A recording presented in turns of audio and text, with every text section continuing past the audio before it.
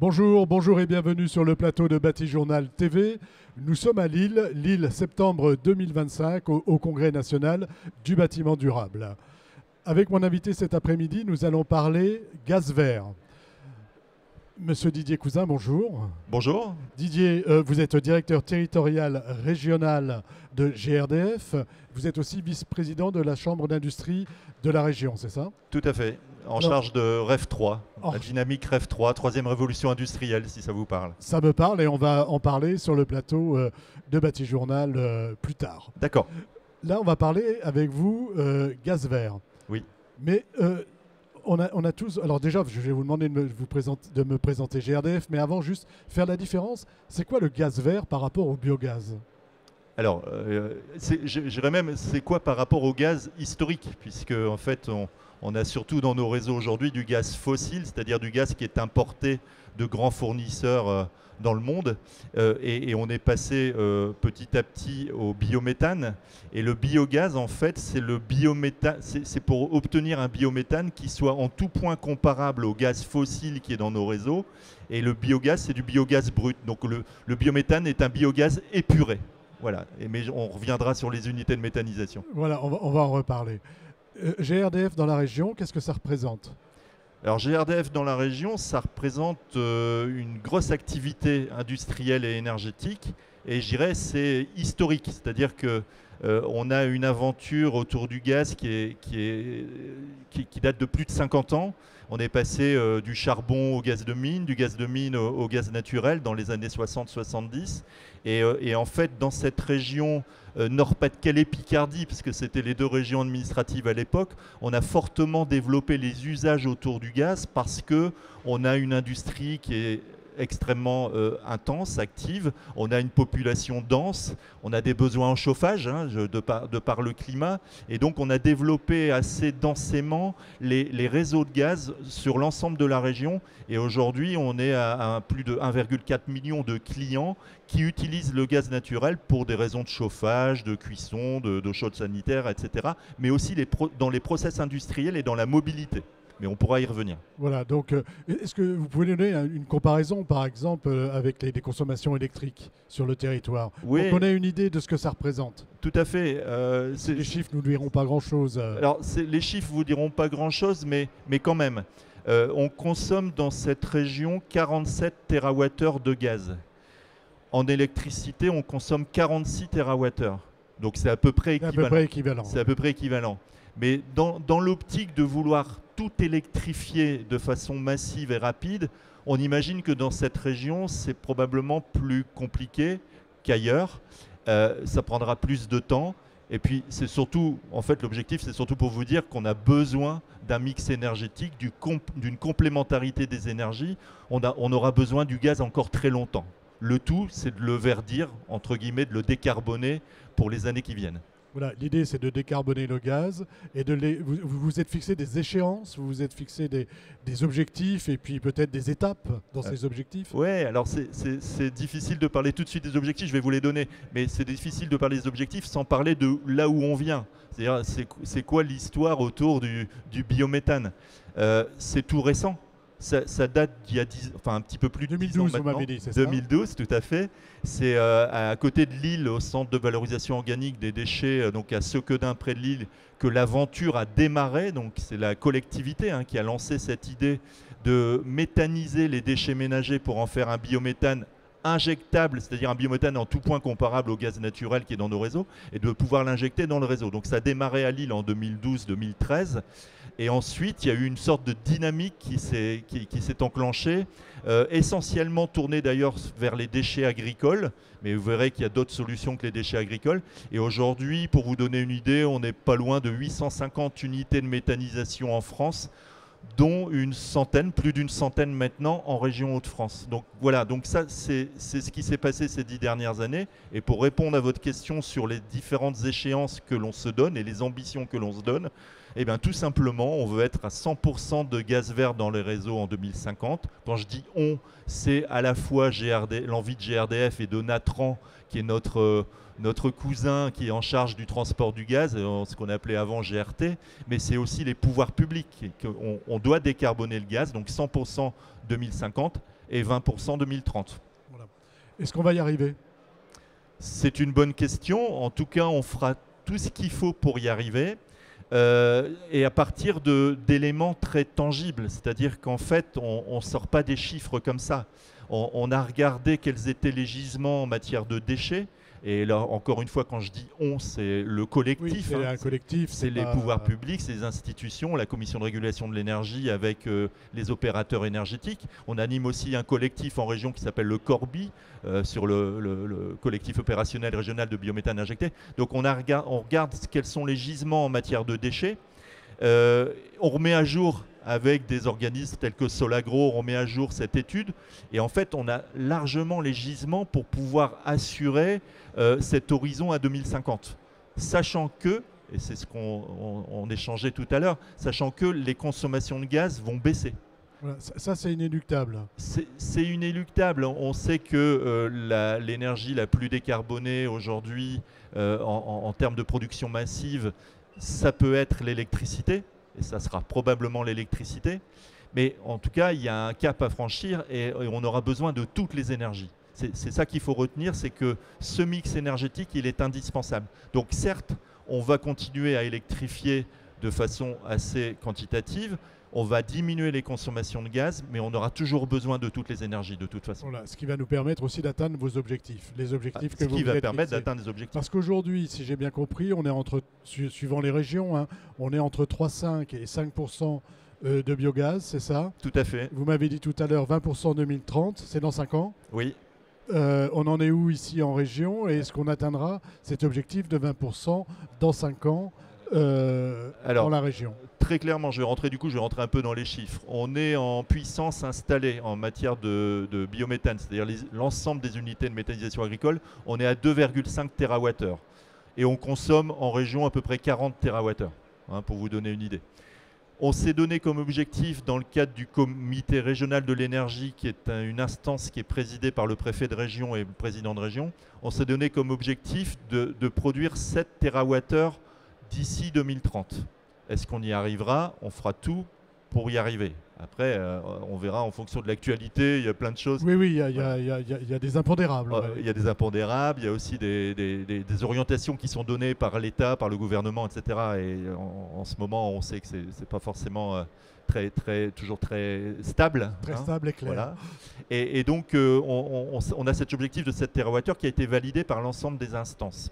Donc 2,5, 7 TWh, vous avez compris, ce n'est pas multiplié par 4 ou 5. Ça, c'est plutôt la tendance nationale. C'est multiplié par 2, entre 2 et 3. Parce qu'on a déjà une puissance installée qui est assez importante. Mais 7 TWh, c'est pas rien et il faut aller chercher des nouveaux projets. On est bien d'accord. Justement, à propos de ces projets, alors si, avant de partir sur les projets, sur un peu l'acceptabilité des projets de méthanisation, il y a déjà sur le territoire des Hauts-de-France des villes, notamment une qui est quasiment à 100% ou à 100% gaz vert.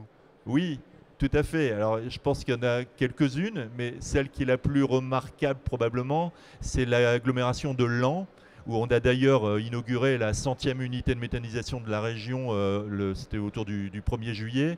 Donc à Laon, par exemple, ils ont 5 unités de méthanisation autour de la ville, sur l'agglomération, ce qui fait qu'ils sont pas loin de 100% de production de gaz vert sur un territoire qui est l'agglomération de Laon. Ça reste exceptionnel, on n'a pas ça partout en France ou en région de France, mais en tout cas c'est sûr que des territoires qui sont un peu plus ruraux, tels que l'Oise, l'Aisne, voire la Somme et le Pas-de-Calais, on aura tendance à aller plus vite que dans des territoires qui sont fortement densément peuplés, comme le département du Nord. Dans l'Aisne, on a davantage de déchets agricoles. On a beaucoup de déchets agricoles, on a aussi de l'industrie agroalimentaire, il faut avoir ça en tête, c'est que demain on va aussi développer de plus en plus de la méthanisation avec des déchets industriels, de l'industrie agroalimentaire. Et on a aussi des nouvelles technologies qui vont arriver, excusez-moi pour les noms barbares, mais la pyrogasification ou la gazéification hydrothermale, qui permettent aussi de produire et de générer du CH4, donc du méthane, du biométhane, à partir de déchets solides ou à partir d'effluents. voilà, des stations d'épuration également, qui feront aussi partie des gisements de biométhane. Donc on a une palette de solutions, et puis à la fin, on en parle un petit peu moins en ce moment, mais à la fin, on aura aussi la production d'hydrogène à partir de gaz décarbonés, qui permettra aussi d'alimenter nos futurs usagers en hydrogène. Il y a un point que je voulais aborder avec vous, c'est celui de l'acceptabilité des unités de méthanisation.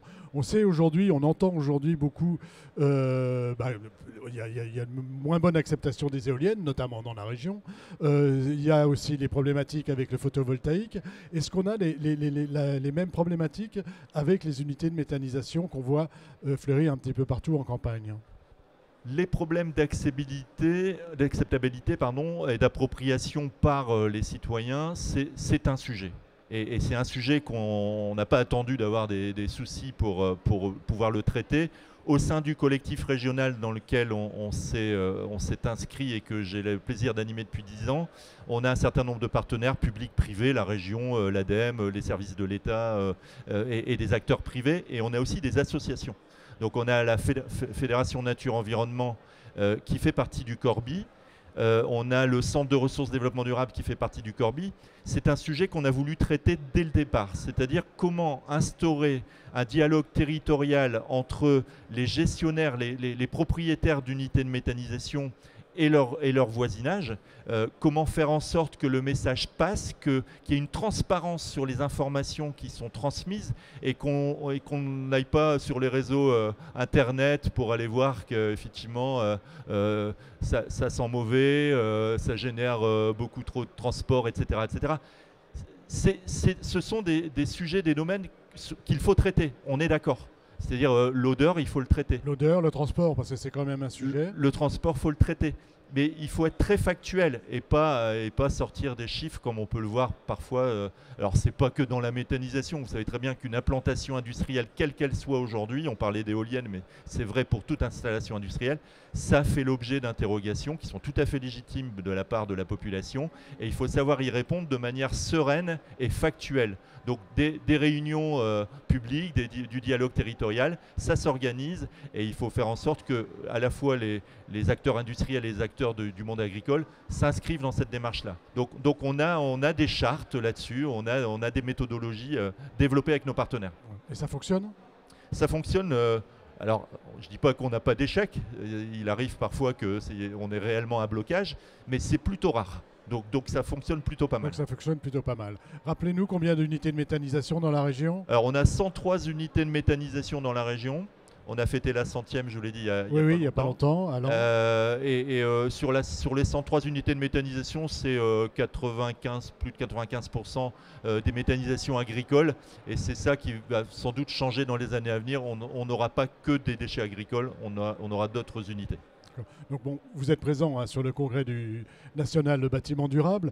Si vous aviez un message, quelque chose à dire aux congressistes qui nous écoutent et qui vous entendent. Alors, on est, comme vous le dites, au congrès du bâtiment durable. Donc quand on pense bâtiment durable, on pense construction, on pense logement. Et oui, il y a peut-être un message que j'aimerais passer, c'est tout le travail qui est en réflexion, qui est en cours actuellement avec les bailleurs sociaux dans cette région, avec l'Union régionale de l'habitat, que j'ai croisé tout à l'heure encore. Il y a un gros travail. Alors pourquoi ? Parce que je vais retomber sur un peu ce qu'on a dit au démarrage. On est dans cette région, sur un territoire traditionnellement gazier. Ça veut dire qu'aujourd'hui, dans le logement social, on a 3 maisons sur 4 qui sont alimentées au gaz naturel. 3 maisons sur 4, 75%. Je peux même vous dire qu'il y a des bailleurs sociaux tels que Maisons et Cités, on est à plus de 90% du parc qui est alimenté au gaz.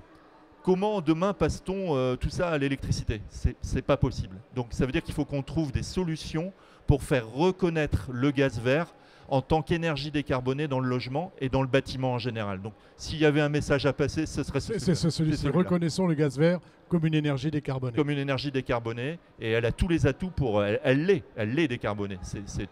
Il y a de l'économie circulaire. On a parlé des inconvénients, il faut aussi parler aussi des atouts. C'est un revenu complémentaire pour les agriculteurs.